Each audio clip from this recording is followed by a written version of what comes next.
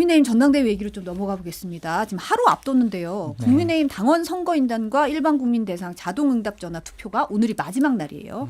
어제까지 사흘 동안 진행된 이제 선거인단 투표, 당원 선거인단 투표율이 45.98%로 중간 집계가 됐어요. 그러니까 지난해 3.8 전당대회 이제 당시 3일차 투표율 53.13%보다 네. 7%포인트가 떨어졌더라고요. 네.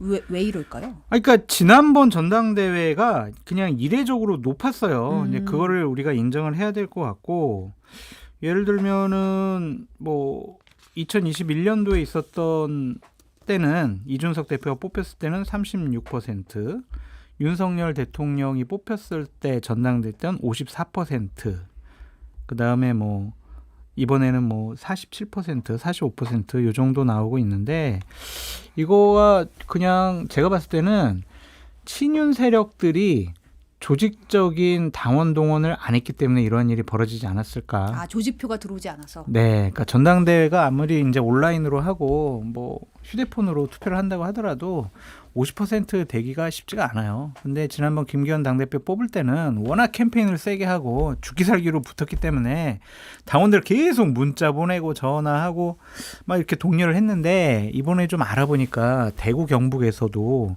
5분 정도의 국회의원을 제외하고는 적극적으로 이렇게 투표 독려한 흔적이 안 보여요. 그러니까 당원들한테도 물어봐도 지난번 때는 그냥 계속 문자 오고 투표하라고 그러고 이랬는데 이번에는 없다는 거예요. 아, 아예 동료 자체가. 네, 그러니까 5분 정도를 제외하고는 없다는 거예요. 그래서 저는 결국에는 동료가 좀 많이 부족했기 때문에 이번에 투표율이 좀 낮아지지 않았을까. 근데 이거 45.98도 높은 편이에요. 아, 이 정도면 나쁘지 않다. 네, 나쁘지 않죠. 나쁘지 않다. 관심이 없으면 30%대 기록하거든요. 근데 이 정도만 해도 한동훈, 나경원, 원희룡 되게 막장 드라마로 싸우니까 그냥 당원들이 좀 관심이 있었던 것 같아요. 좀 흥행의 여파다. 그러니까 자발적인 투표로 이렇게 50% 가까이 나왔다는 것은 흥행이 부진하지 않다. 그렇게 볼 수 있죠. 뭐 해석이 완전 엇갈리더라고. 하나는 말씀하신 대로 조직표가 동원이 안 돼서 낮아졌다라는 것도 있고, 하나는 너무 노이즈가 끼고 막장으로 막 가니까 사람들이 조금 누구를 투표해야 될지, 특히 이제 한동훈 후보 막판에 이제 그 폭로 이게 좀 악영향을 끼친 거 아니냐, 뭐 이런 전망도 있더라고요. 그래서 제가 잘 모르겠어요, 솔직히 이거. 아니, 막장 드라마 시청률이 높잖아요. 막장 드라마라고 안 보진 않잖아요. 시청률이 높은 것과 네. 관심을 가지는 것과 내가 이 중에서 하나를 네. 선택해서 투표를 하는 거는 그러니까 다 싫은 거지. 그러니까 아니, 관심이 많으면 투표를 하지. 뭐 그거에 대해서는 뭐 의견 예를 존중합니다. 들면은 한동훈 나쁜 사람이야 그러면은 무조건 투표할 거고, 원희룡 진짜 너무하는 거 아니야? 이 사람도 무조건 투표할 건데, 에이 둘 다 나쁘고 나 안 할래.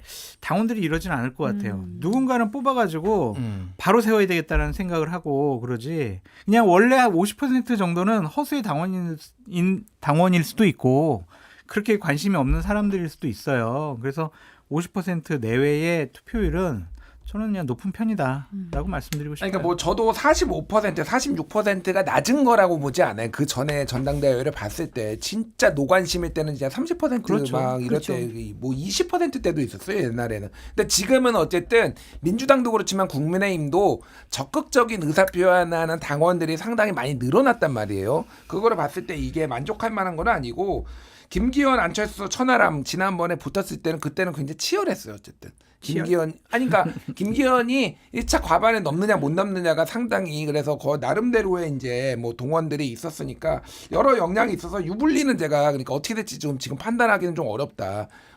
저는 못 갈 수도 있겠다, 1차에서 과반. 그래요? 예. 결선 갈 수 있다고 보시는 네, 결선 갈 수도 있겠다 이 생각이 들기는 해요. 저는 1차에서 끝날 것 같다. 1차에서 끝날 계속. 거다. 그러니까 원희룡 후보 쪽은 상당히 좀 고무돼 있더라고요. 아, 투표율 낮은 거는 역시 한동훈에 대한 실망감이 반영된 거야. 우리가 어느 정도 조직을 동원했으니까 우리 표는 결집을 했어. 이런 식으로 얘기를 하던데 2등은 나경원 같은데. 원희룡. 인지도가 높은. 아니, 이게 캠프별로 동상이몽이더라고요. 맞아요. 그러니까 한동훈 후보 캠프 측에서는 뭐 조직표가 안 들어온 거다 하고, 나경원 의원이나 이제 뭐 원희룡 후보 쪽에서는 아, 이거는 실망감이다. 실망감에 투표를 안 한 거다. 뭐 이런 얘기가 막 서로 약간 분석이 좀 엇갈리긴 하더라고요. 아니, 근데 제가 이제 대구 경북에 당원의 흐름, 민심의 흐름을, 당심의 흐름을 알아보기 위해서 꼭 전화해보는 5분 정도가 있어요. 아, 네. 그러니까 30년 표본 조사. 30년 책임 당원이고 계속 지속적으로 활동을 하는 분들인데 처음, 중간, 어제 이렇게 전화했을 때 다 분위기가 좀 다르더라고요. 처음에는 지금 대통령 도와줘야지 막 이러다가 중간에 전화했을 때는 한동훈이 뭐 1차에서 될까 끝날까 막 이랬는데 어제 이제 전화했을 때는 5분 다 그랬더니 한동훈 찍었어 이런 식으로 얘기를 하더라고요. 그래서 왜 그랬어요? 그랬더니 뭐 원희룡이나 나경원이나 뭐 그럴 것 같고 뭐 한동훈이 그렇게 뭐 대통령 배신하지 않을 것 같고 그래도 이번엔 좀 뭔가 좀 바뀌는 모습 좀 보여야 되는 거 아니야? 이런 식의 얘기를 공동적으로 해가지고 제가 깜짝 놀랐어요. 처음에는 저한테 그분들이 뭐라고 하는 분들이냐면 장 소장 대통령 그렇게 비판하면 안 돼. 정말 살살의 비판. 대구 경북 분위기는 달라. 이런 식으로 얘기를 했는데 저한테 그런 얘기를 그런 분들이 한 거 보면은 확실히 대통령과는 어느 정도 좀 현명하게 차별화를 해야 국민의힘이 살아날 수가 있다라고 좀 판단하는 것 같아요. 그래서 그런 전략적인 투표가 이번에 반영될 것 같고 어대한이라는 말이 있잖아요. 어차피 당대표는 한동훈이야 이랬는데 지금의 어대한은 뭐냐면 그래 어쩔 수 없이 당대표는 한동훈이야 이렇게 좀 어감이 바뀌었어요. 어쩔 수 없이. 어쩔 수 없이. 아, 어대한은 어대한인데. 그럼 우리가 원희룡 당대표 한 국민의힘을 생각해 볼까? 나경원이 당대표인 국민의힘 모습 어떨까? 이게 맞나? 어쩔 수 없네. 한동훈 일단은 뽑아줘야 되겠네. 왜냐하면 그렇게 큰 거부감이 없어요. 네거티브 캠페인이. 왜냐? 비대위원장 했잖아요. 선대위원장 했잖아요. 그때 막 지역 다니면서 당원들 다 만나고 악수하고 셀카 찍고 막 시장 다니고 막 그랬잖아요. 만약에 이번에 그냥 뚝 떨어져 온 그런 후보였으면 분명히 반감이 있었고 홍준표, 이철우, 원희룡이 한 네거티브가 먹혔을 거예요. 근데 이미 한 3, 4개월 정도 쭉 당원들에게 캠페인을 한 한동훈 후보이기 때문에 그렇게 막 정말 절실한 거부감은 없는 것 같아요. 저 설득당했어요. 어대한 맞는 것 같아요. 어쩔 수 없이. 네, 그리고 어쩔 수 없이. 그리고 또 하나는 제가 제 와이프보다 신뢰하는 게 장성철 빨대거든요. 빨대들이 저 정도 얘기했으면 맞을 거다. 깜짝 놀랐어요. 저도. 아니 근데 봄비님은 개싸움은 끝났나 재밌던데 계속까지 아쉽다. 이렇게 뭔가 막장 드라마가 끝나는 느낌이 좀 있는 것 같아요. 당대표 되고 나서 2차 드라마가 이제 2차 시즌 2? 드라마가. 김옥균. 시즌 2. 아니 왜냐면 일주일 뒤에 이준석 의원 같은 경우 일주일 뒤에 싸움 다시 시작할 거다 뭐 이런 얘기 하더라고요. 그렇지는 않을 거예요. 왜냐면은 전당대회 딱 끝난다고 생각을 해보세요. 그러면 후보였던 한동훈과 당대표인 한동훈은 위상이 어마어마하게 차이가 나요. 지금이야 막 많은 사람들이 후보 중에 한 명이니까 삿대질하지. 딱 당대표 되는 순간에 이제 가서 대표님 열심히 하셨습니다. 제가 좀 물밑에서 많이 밀었다고 그렇게 얘기를 하고 대통령께서 오찬이나 만찬 안 할 수가 없어요. 만약 오찬 만찬 안 하면은 또 지도부 인정 안 하겠다는 거잖아요. 그런 위험한 이미지를 국민들에게 줄까? 그거는 대통령에게도 마이너스거든요. 한동훈 당대표가 대통령한테 먼저 먹자고 할 것 같아요.